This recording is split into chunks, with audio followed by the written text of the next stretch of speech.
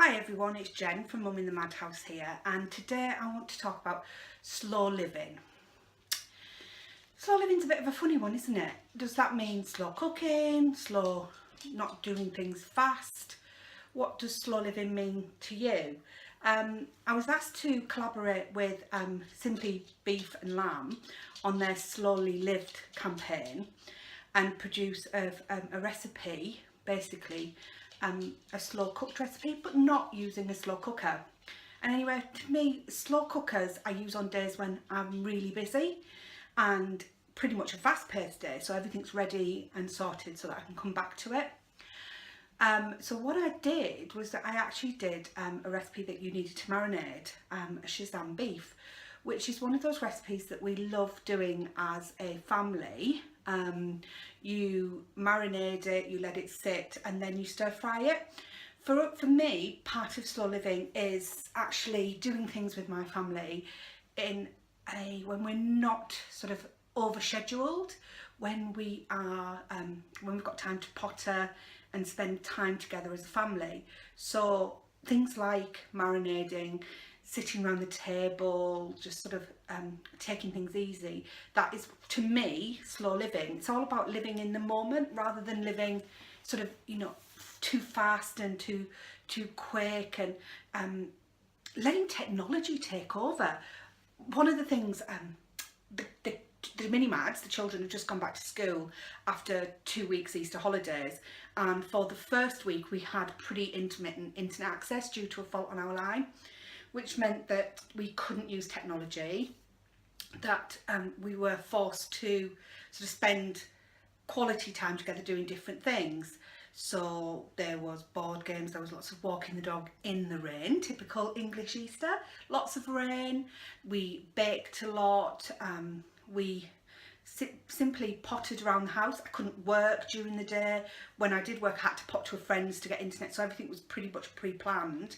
And it was a lovely, slow week. We didn't make plans to meet anyone. We just kind of let the week come and take us as it could.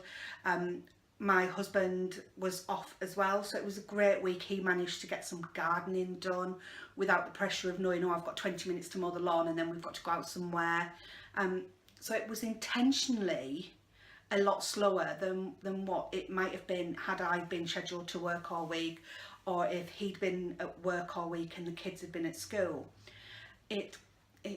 For us, it was much more enjoyable finding the time to do things without stressing over what we were going to do next. So slow meals for me are things that I've got to be present for, or the kids have got to be present for.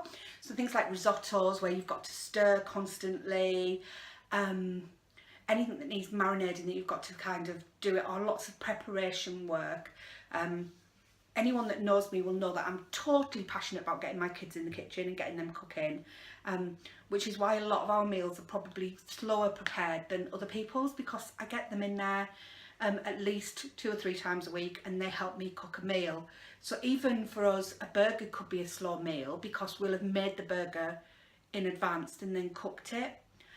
So we're pretty much a from scratch family, which is something that we were both brought up on, and that's what slow living means to us. It's just about pottering around and you can hear Alvin the dog there, and having lots of sort of time together as a family, not rushing from one thing to the next, not over scheduling, not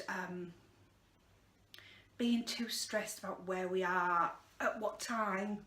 I would love to know what you feel of the concept of a life slowly lived, or slow living and slow cooking, or it's not slow cooking, it's slow cooked, not crock pot cooked, what that means to you. For me, it's very much going back to how I lived my life in the 80s and 70s at home with my parents. It was a very much more relaxed atmosphere.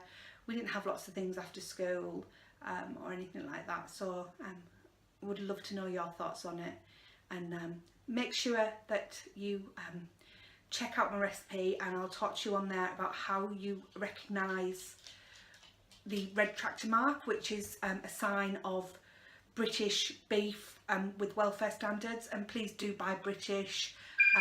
Oh, that's my phone, it's really important.